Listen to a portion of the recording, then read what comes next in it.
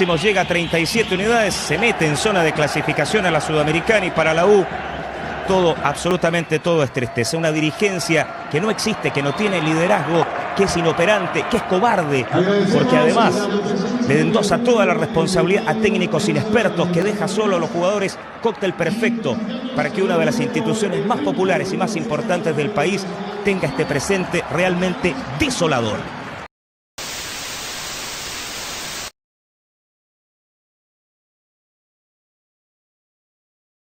La U venía de una buena campaña el año 2018, siendo candidato al título hasta las últimas fechas de la mano del técnico cordobés Frank Darío Kudelka.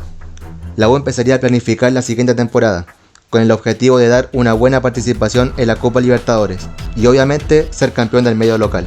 Para eso se hizo un gran cambio en el plantel, llegando a gastar cerca de 4 millones de dólares en refuerzos, para hacer un equipo casi nuevo.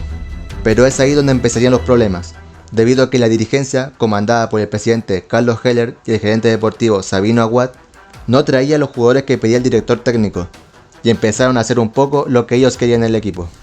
De los 10 refuerzos que trajo la U, solo 3 de ellos habían sido petición de Kudelka, que pidió a José Bizama como lateral derecho, y en su lugar la dirigencia trajo a Augusto Barrios, como central pidió a Carlos Quintana y llegó Lucas Abeldaño, aunque este sí fue uno de los pocos que el técnico no pidió, pero sí lo convenció. Kudelka pidió a Maximiliano Cerato y en vez de él llegó Gabriel Torres, y otros nombres como Matías Campos Toro, Matías Campos López, Diego Carrasco y Nicolás Oroz, que llegaron sin ser del gusto de Kudelka. Pero fue con este último con el que tuvo más problemas, debido a que el DT pidió expresamente que llegara un 10, ofreciendo nombres como Emanuel Reynoso, el Mago Jiménez o el de César Valenzuela.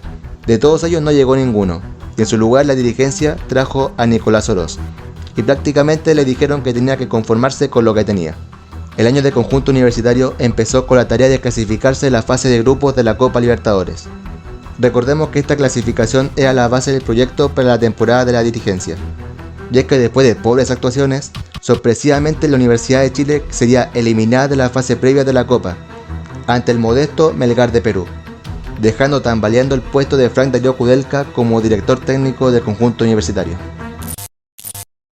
Sí, bueno, frustrado como cualquier hincha de la U, muy frustrado, muy dolido, pero nos queda mucho por delante. Yo soy un luchador, voy a seguir luchando porque esto lo vamos a sacar adelante, no me voy a dejar desarmar por cualquier cosa. Me duele como cualquier hincha, estoy de verdad dolido, esto es un fracaso para la institución y de mañana con la cabeza fría vamos a evaluar qué vamos a hacer, pero aquí no hay nada más que luchar para sacar esto adelante. Ni bien salimos de puerto ya nos hundieron. La verdad. Entonces hay que ver qué fuerzas entre todos tenemos, qué agallas, qué voluntad tenemos como para reconstruir lo que nos queda de este barco y salir otra vez a nadar. Me es difícil salir de la frustración personal, porque hace muy poquito y tenía demasiadas ilusiones. A veces, y lo voy a dejar ahí porque... Y después, el tema de la ilusión o no, mire, la verdad me ilusioné tanto con esto que ahora me siento doblemente frustrado, entonces prefiero ir con los pies sobre la tierra. A pesar de esta decepción, a la U le tocaría enfrentar el campeonato nacional, pero la situación no parecía mejorar. Es que en sus primeros 4 partidos ganó 1, perdió 2 y empató 1. Y todo empeoraría, cuando un día martes todo llegó a un punto de quiebre definitivo, luego de que la dirigencia le diera un ultimátum al DT. Así, en el caso de no ganar la Universidad de Concepción el fin de semana, sería despedido. Esto Kudelka lo tomó como una falta de respaldo final a su dirección técnica, y sumado a que se enteró que estaban negociando posibles reemplazos para él, Frank Darío Kudelka decidió renunciar. El plantel intentó convencer al estratega de que se quedara, pero el cordobés ya tenía la decisión tomada. Si hubiese respeto, si hubiese correspondencia con los hechos, hidalguía y no oportunismos, hoy nos tendríamos que ir 2 o 3, no yo solo, incluido Aguad. Y nos cayó mal, tan mal que prácticamente todo el plantel le pidió que siguiera, que aguantara, que nosotros éramos capaces de poder revertir esta situación del último partido y Pero él fue una persona muy digna y prefirió irse antes de que lo echaran tascando. Entonces, digno y hombría de su parte por lo demás. Así que nada, palabra de agradecimiento, una gran persona, un gran cuerpo técnico, alguien que te dice las cosas a la cara sin ningún problema, y esas cosas en el fútbol se valoran. ¿Cómo siente que actuó la dirigencia, Junior? Claramente no es la forma de actuar, o sea, ¿qué esperamos ahora? Ojalá que no, insisto. ¿Qué esperamos? Que venga un técnico y diga que no consiga los resultados, que diga este plantel no lo armé yo, que venga un PF que diga este plantel está descompensado físicamente. La llegada del nuevo director técnico elegido por la directiva, el uruguayo Alfredo Arias, empezaría con mentiras. En la presentación del DT uruguayo, se dijo que acordaron su llegada apenas Kudelka renunció. Posterior a la presentación, se conocieron los detalles de la negociación, y se dio a conocer que mintieron, debido a que Kudelka renunció un día miércoles, pero la llegada de Arias ya estaba lista desde el martes. Incluso Arias había viajado un día antes de que se conociera la renuncia de Kudelka, algo que él mismo reconoció. El señor Sabino ayer me llama, apenas se desata la crisis. Y fue todo tan rápido. ¿Por qué? Porque reiniciamos donde habíamos quedado. Fue decir, sí, no, podés viajar, sí, puedo viajar, voy a ir al aeropuerto a ver si agarro el primer. Y así fue. Arias debutaría con una derrota de 2-1 contra la Universidad de Concepción, donde los hinchas de la U provocaron incidentes por la dirigencia y los malos resultados. Esa misma tarde, el presidente Carlos Heller, exactamente 3 días después de traer al nuevo entrenador, presentó su renuncia a la directiva de Azul Azul. Eso sí, sin dejar de ser el máximo accionista de la mesa directiva. En su lugar, el mando lo tomaría como interino José Luis Navarrete. Señores, con mucho dolor les tengo que decir que he decidido dejar la Universidad de Chile. A partir de ahora, renuncio, dado que la delincuencia en este país nuevamente ganó, la delincuencia del fútbol. Tengo amenazas de muerte en mi teléfono, recibí amenazas de muerte hace mucho tiempo personales, rayados en mis lugares de trabajo. Ustedes vieron el pobre espectáculo que hicieron los hinchas concertados, así que he dejado Universidad de Chile a partir de hoy, dejo en libertad la mesa directiva para que elija un nuevo presidente. Las acciones legales lo veré en la semana. Estoy con la cabeza todavía no en frío, tengo que ver qué pasa, pero yo quiero lo mejor para la Universidad de Chile y para mi familia. Yo no voy a aceptar este tipo de amenazas, creo que hacen muy mal al fútbol chileno, creo que esto le saca un poco de presión a la U, creo que yo no he sido el culpable de lo que ha pasado, he dado todo por la U, he dado todo siempre por la U y creo que esto es una injusticia, pero nuevamente los delincuentes ganan y eso no lo voy a permitir, así que yo lo siento, así que dejo la U a partir de este minuto. Siguiendo con la participación de Alfredo Arias en la U, en sus primeros 7 partidos consiguió el peor inicio de un director técnico en el equipo en 65 años, ya que de estos 7 partidos empató 3, perdió 4 y no ganó ninguno. Entre estos partidos hay una terrible derrota en el clásico universitario donde el cuadro laico perdió por 4-0, un equipo azul que destacaba por la muy pobre efectividad en el ataque, tanto así que en 8 partidos sus 5 delanteros solo registraban 2 goles. Y el goleador del equipo era el histórico lateral derecho Matías Rodríguez. Al equipo también le costaba mucho mantener el resultado cuando lograban ponerse en ventaja, siendo el segundo tiempo una pesadilla para el equipo. Con Arias en el banco, la Universidad de Chile no podía salir de la zona de descenso, llegando a estar último varias fechas. Aparte de que el uruguayo logró que la hinchada esté en su contra, al tener una muy tensa relación con el histórico arquero Johnny Herrera, sacándolo del 11 titular y dejándole el puesto a Fernando de Paul. Los partidos seguían pasando y la U no lograba ganar. Entre estos partidos destaca un empate contra Colo-Colo en el Superclásico, hasta que en la fecha 14 por fin la U pudo conseguir su segunda victoria en el torneo, en un 4-2 en Calama contra Deportes Iquique. Y un empate contra Palestino finalizó la primera rueda del torneo nacional, la U en el penúltimo puesto. Y en paralelo al torneo, la U había logrado llegar a los cuartos de final de la Copa Chile, eliminando a Rangers y a Deportes Temuco. La U arrancaría el segundo semestre con el objetivo muy claro, salvarse del descenso.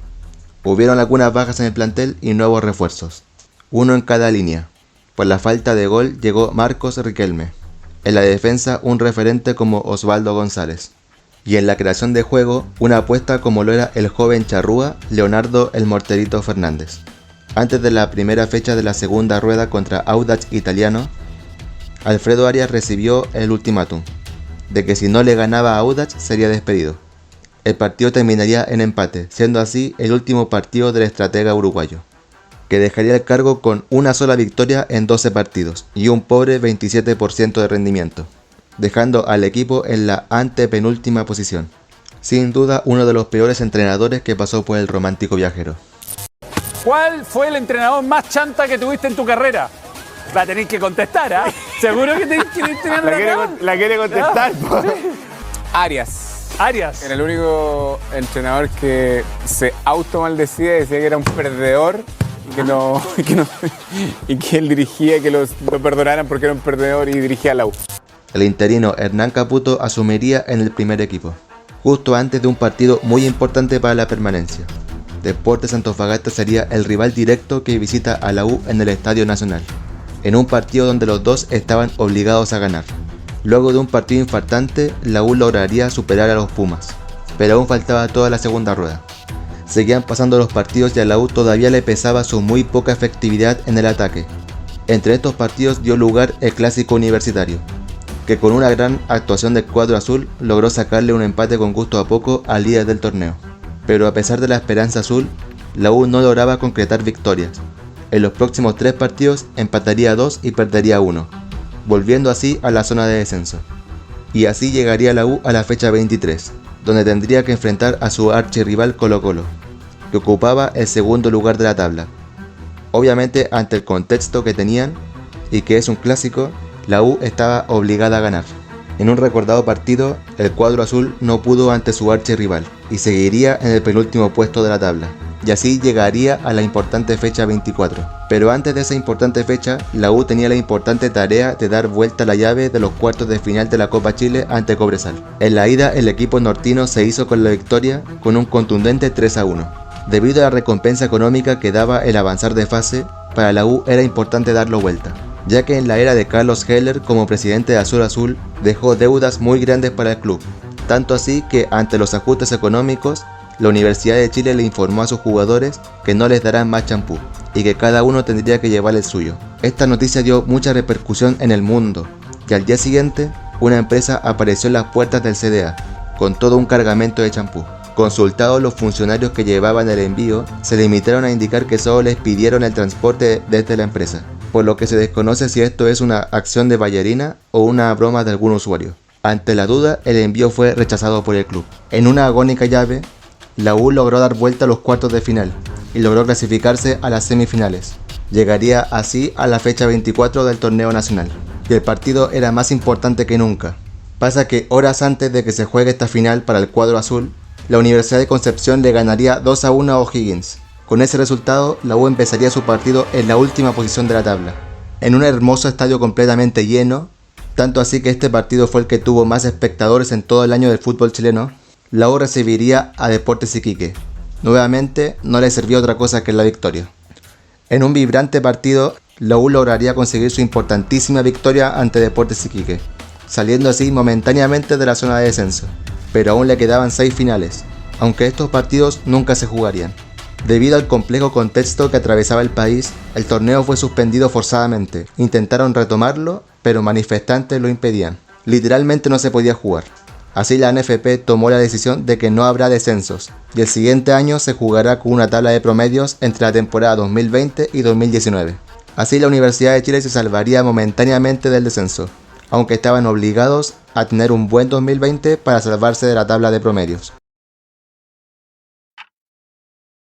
Yéndose una buena parte del plantel 2019 y ratificando a Hernán Caputo como el director técnico del primer equipo, la U afrontaba la temporada 2020 con la tarea de hacer sí o sí un buen papel, para así no complicarse con el descenso.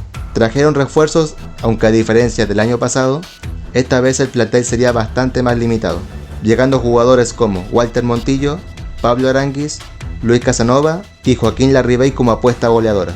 Estos son solo uno de los nombres que trajo la U. Antes de empezar el torneo, en enero se jugó lo que quedaba de la Copa Chile de 2019, al estilo de torneo de verano. La Copa se reanudó donde quedó, en las semifinales, pero esta vez a partido único en estadio neutro. Por un lado estaba Colo-Colo contra Universidad Católica y por el otro la U enfrentaba a la Unión Española. Pero este último encuentro traería una gran polémica, debido a que Unión Española no estaba de acuerdo en que se reanudara la Copa Chile. Resumidamente porque creían que esta copa se reanudó con la intención de beneficiar a la Universidad de Chile, ya que el ganador de la Copa Chile traía un cupo a la fase previa de la Copa Libertadores, y como Colo-Colo y Universidad Católica ya estaban clasificados por el torneo 2019, el ganador de la llave entre la U y la Unión ganaría este cupo. También porque creían que le habían dado tiempo a la U para cambiar su plantel respecto al que estaba peleando el descenso la temporada pasada. Así que Unión Española se mantuvo firme con su postura y decidió no presentarse en el terreno de juego. Con esto la U se clasificaría a la final y a la Copa Libertadores de América. A pesar de ya tener el cupo asegurado, la U tenía que enfrentar a su archirrival Colo-Colo en la final de la Copa Chile. No hace falta explicar que al ser un clásico estaba obligado a ganar. Lamentablemente para los azules, el cacique logró ganar 2-1 la final, quedándose así con la copa. A pesar de no lograr clasificarse a la fase de grupos de la Libertadores por segundo año consecutivo y de debutar con una derrota en el torneo nacional, la U logró recuperarse rápidamente. En los próximos 6 partidos ganaría 4 y empataría 2. Fue en esta fecha 7 que el torneo tuvo un paro de 5 meses debido a la pandemia del coronavirus. En medio de esos meses, sorpresivamente el presidente de Azul Azul, José Luis Navarrete, anunciaría su renuncia, según él por problemas personales. Y es que el mandamás de la directiva azul tenía la idea de renunciar unos meses antes, pero el máximo accionista Carlos Heller había impedido que lo haga pidiéndole que se quede más tiempo, hasta que terminó cediendo. El mando que dejó José Luis Navarrete lo tomaría Christian Aubert, una persona que terminaría haciendo el puente para que llegara otro presidente, pero eso lo veremos más tarde.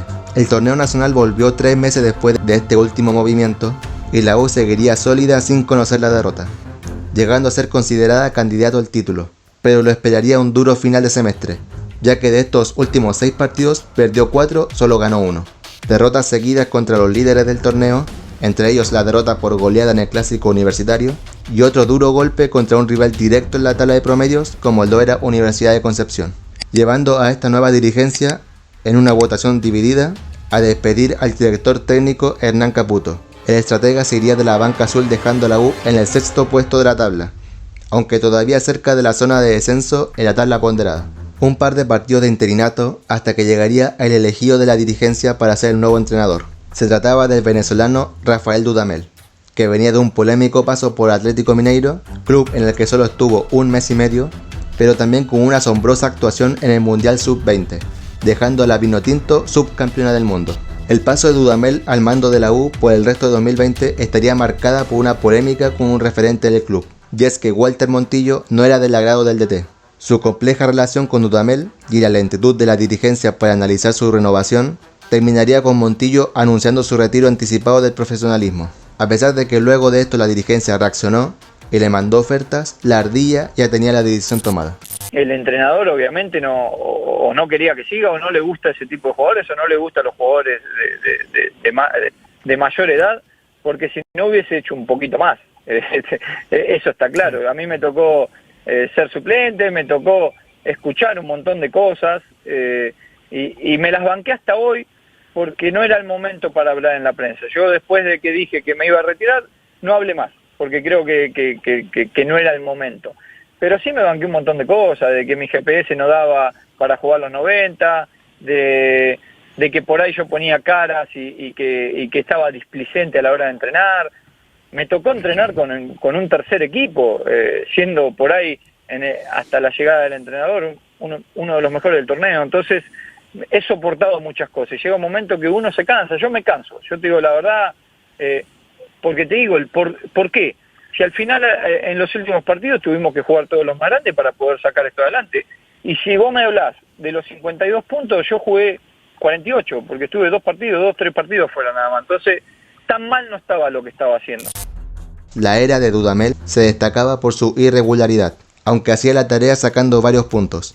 Entre estos partidos se dio un partido muy curioso, válido por la fecha 23. La U enfrentaba a un rival directo de la tabla ponderada, como Deportes Iquique. Y es que en ese año descenderían los últimos de la tabla general y de la tabla ponderada, y los penúltimos jugarían un partido de promoción.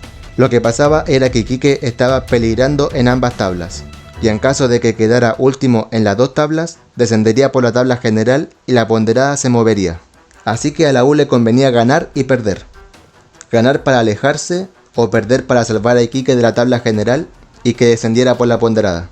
Así como si se tratara de una broma, el equipo que le convenía ganar y perder empató, convirtiendo un gol al último minuto. A pesar de las críticas por un maltrato a un referente y la irregularidad en su rendimiento, Rafael Dudamel logró mantener a la U alejada del descenso de la tabla ponderada, dejando el cuadro azul tercero del torneo, incluso clasificándolo de nuevo a la fase previa de la Copa Libertadores. Parecía que todo volvía a la normalidad, pero aún quedaba lo peor. Para la temporada 2021, Rafael Dudamel pedía refuerzos muy alejados del presupuesto del club. Uno de ellos era Agustín Palavecino de Deportivo Cali, jugador que en ese mismo mercado lo compró River Plate a cambio de $1.8 millones por el 35% del pase. Los otros dos nombres tenían valores incluso más elevados, y es que otra vez la directiva de la U tenía problemas para escuchar a su entrenador.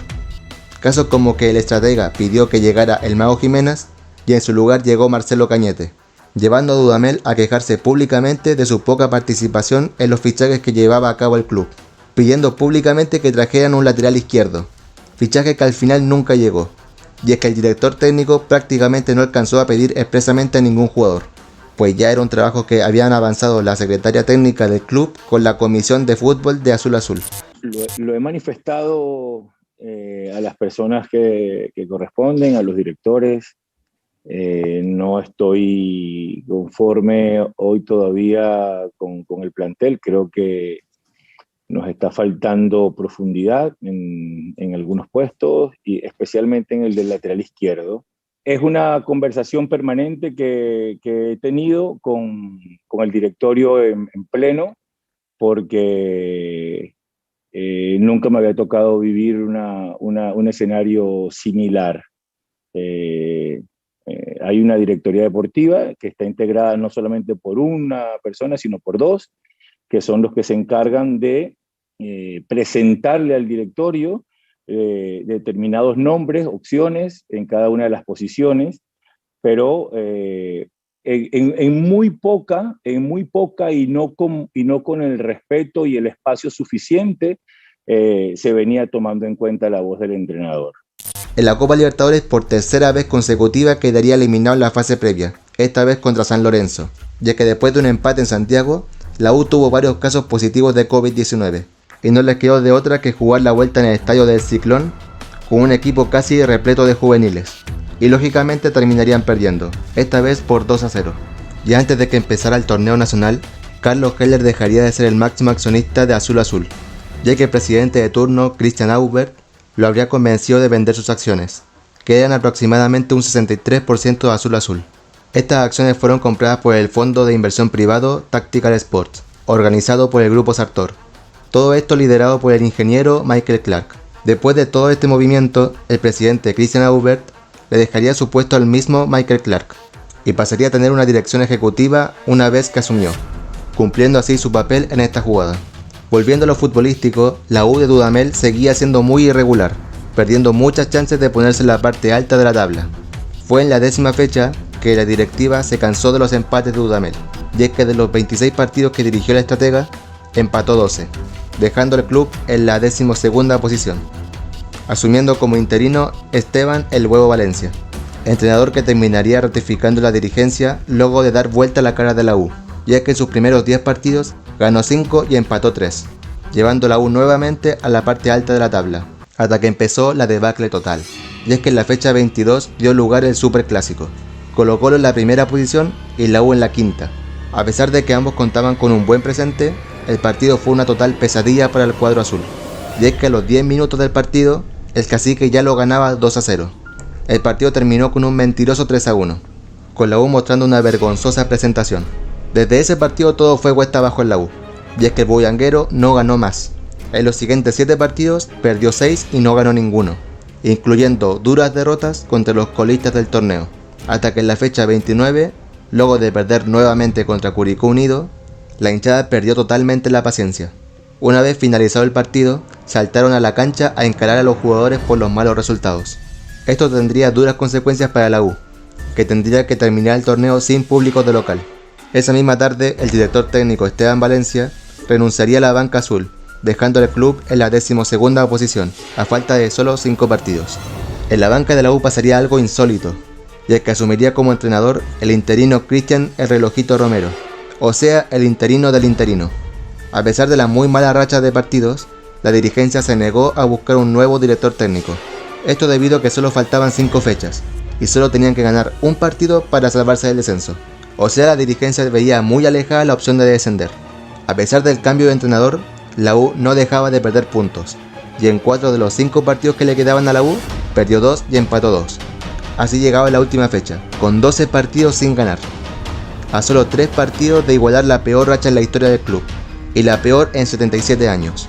La situación era crítica, no solo porque no podía ganar, sino porque tampoco podía hacer goles.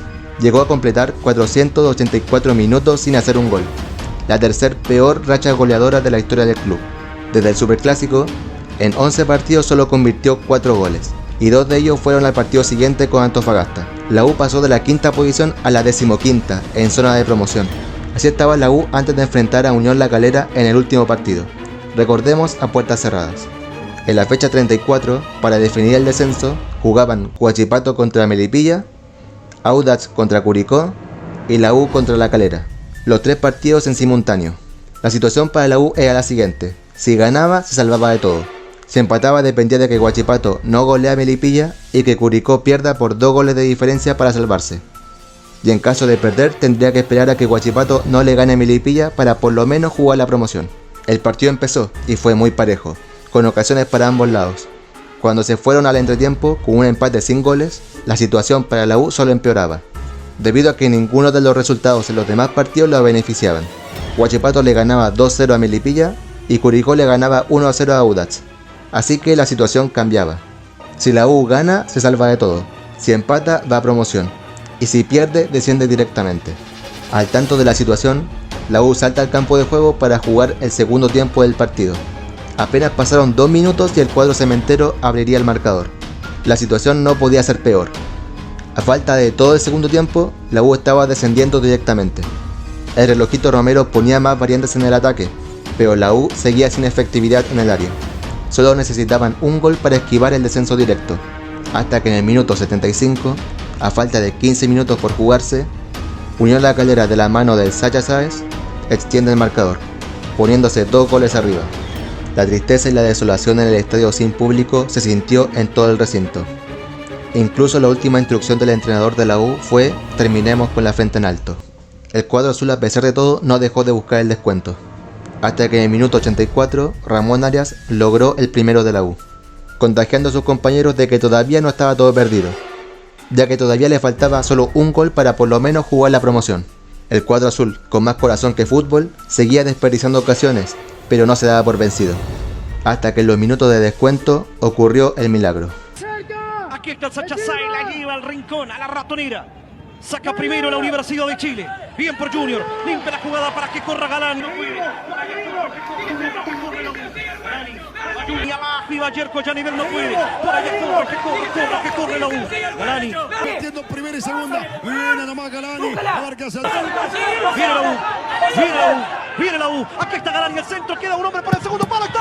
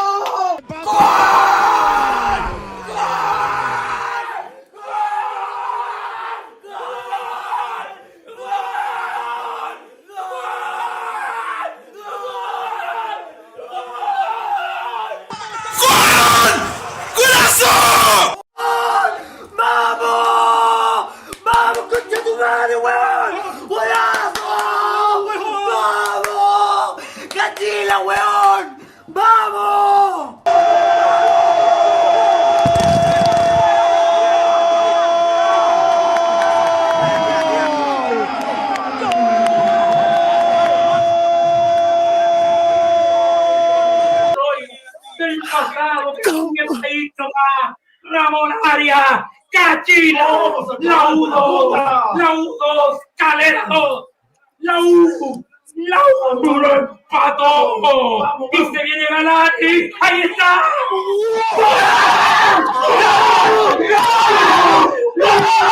Junior, histórico Junior.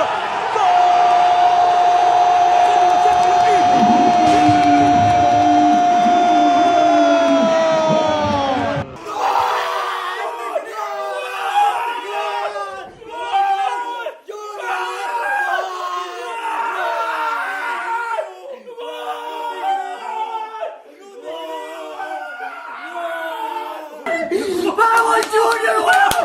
¡Vamos, Junior! ¡Vamos, Junior! ¡Vamos! ¡Vamos, conchetumare! ¡Vamos, Junior! ¡Vamos! ¡Vamos, Junior, weón! ¡Eres lo mejor, weón!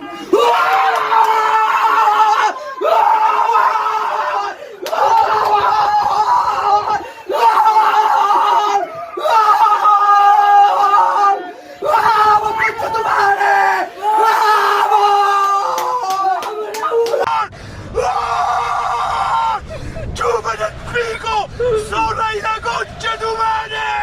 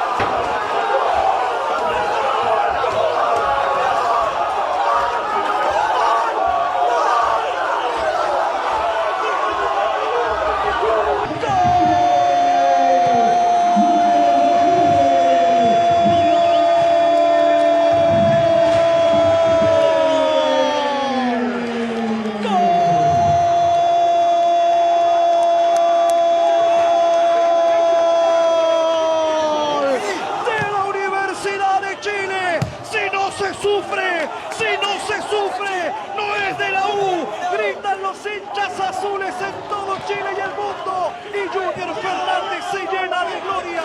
Tan criticado, pero este gol de Corona Junior con la camiseta azul. Cuando el partido ya se nos va, acá en el Teniente.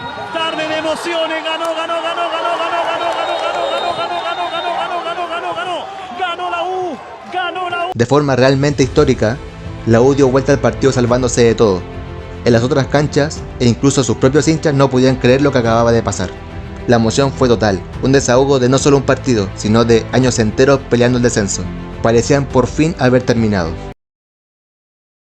A pesar de que en el momento en el que se está grabando esto, la U no ha podido levantarse del todo después de estos años, la opción de pelear el descenso parece completamente lejana y olvidada.